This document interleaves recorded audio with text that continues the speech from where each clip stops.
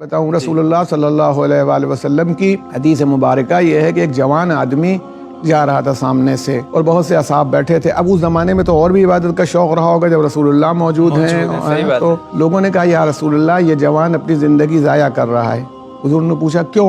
कहा ये वही सब रोजी रोटी कमाने में लग जाता है और अपने कमाई के लिए निकल पड़ा है। रसूलुल्लाह ने पूछा कि फराइज को अदा करता है, यानी वाजिबात को? कल हाँ फर्ज फर्ज नमाज पढ़ी और निकल जाता है। इरशाद फरमाया कि याद रखो इसका ये रोजी कमाना इससे बेहतर है। किससे बेहतर है? ये जो इतनी देर नमाज पढ़ी जाएगी ये इससे बेहतर है जो रोजी कमा रहा है। ये कहा गया इबादत के पांचवें इमाम ने कहा 70 दर्जे हैं, उनमें बेहतरीन दर्जा हलाल रोजी कमाना है। हलाल रोजी कमाना है, हलाल रोजी कमाना है। हलाल रोजी कमाने के लिए ये जा रहा है, तो इरशाद फरमाया इसका हर कदम इबादत है इस वक्त जो जा रहा है। सुभान अल्लाह। इसी तरह से एक वाक़यात में से आपको मिलता है जो बहुत ज़्यादा इबादत वाली बात आप करें, तो हज़रत अली जब कूफे तशरीफ़ ले गए, वो मस्जिद कूफा गए जी, तो देखा नमाज का वक्त नहीं है, यानी मसलन मान लीजिए 9-10 बजा है और अच्छे खासे लोग वहाँ बैठे हुए वहाँ नमाजें पढ़े डाल रहे हैं, तस्बीह पढ़ रहे हैं और देख रहे हैं। हज़रत अली ने पूछा कि ये हैं कौन, ये कौन लोग हैं? तो लोगों ने कहा ये रिजाल हक़ हैं। मतलब यानी हक, मैं अपना तर्जुमा अपने यहाँ कर दूं अल्लाह वाले। अच्छा। तो उन्होंने पूछा रिजाल हक कौन होते हैं? कहा ये कुछ नहीं करते, बस सिर्फ जिक्र परवरदिगार करते रहते हैं। हज़रत अली ने पूछा कि और ये खाते कैसे हैं? हाँ। इनकी रोजी कैसे चलती है? कहा कि जब कूफे वाले कुछ दे देते हैं तो खाते हैं, हमारे यहाँ भी इस तरह के रिजाल हक बहुत घूमते रहते हैं। मौला ने कहा कि ये तो बाजार कूफा के कुत्तों से बदतर हैं।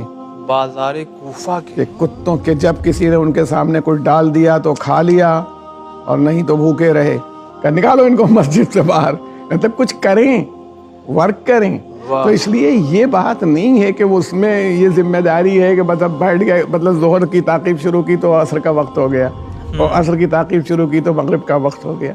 वो उन लोगों के लिए ये अपॉर्चुनिटी है भाई साहब जिनके लिए ये निज़ाम है कि अगर उनके पास वक्त है या किसी दिन जी चाह रहा है, रमज़ान का महीना है, आज हमें आखिरी जुमे की छुट्टी है, आज हम बैठ के यही करेंगे जी, या किसी वक्त हमारा ज़मान दिल बेकरार है, सुकून नहीं है, सुकून हासिल करना चाहते हैं, तो हमारे पास दुआओं की कमी नहीं है।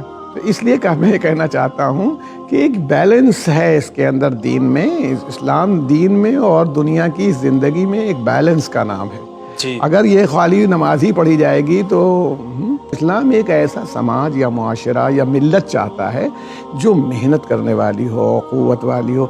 अगर देखिए हम कहते हैं हम सब लोगों के, हमारे व्यूवर के लिए और हमारे सारे व्यूवर्स के लिए और हमारे गैर मुस्लिम व्यूवर्स के लिए भी हज़रत अली अलैहिस्सलाम की ज़ात एक परफेक्ट इंसान की ज़ात है, वो अच्छी तरह जानते हैं।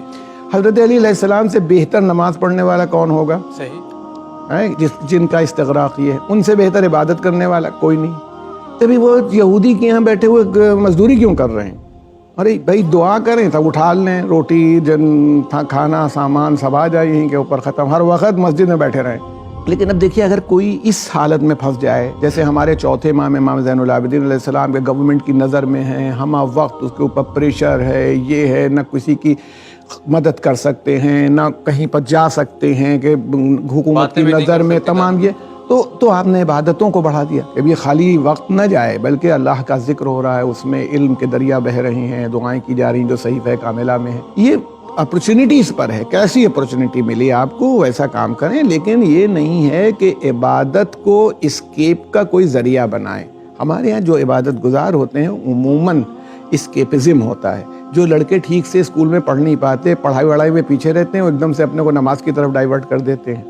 मतलब ये कि उसको कि भाई ये बड़ा नमाजी लड़का है, फिजिक्स में फेल होता है ये बड़ा नमाजी लड़का है, केमिस्ट्री में अच्छे नंबर नहीं आए बड़ा नहीं है, नमाजी लड़का नहीं है। मैंने अक्सर मैं तालिब इल्मों से कहा, जब मैं स्टूडेंट था खुद, तो मैं अक्सर मस्जिद में नहीं जा पाता था, क्योंकि अब मस्जिद जाऊँ आऊँ इसमें मेरे 1-1.5 घंटे लग जाएंगे और मुझे बैठ के पढ़ना है। तो मैं अपने को इस बात में जायज़ समझता था कि मैं उठा, जल्दी से वज़ू किया, मैंने मगरिब की नमाज़ पढ़ी, इशा की नमाज़ पढ़ी, अपनी किताबें खोली, बैठ गया।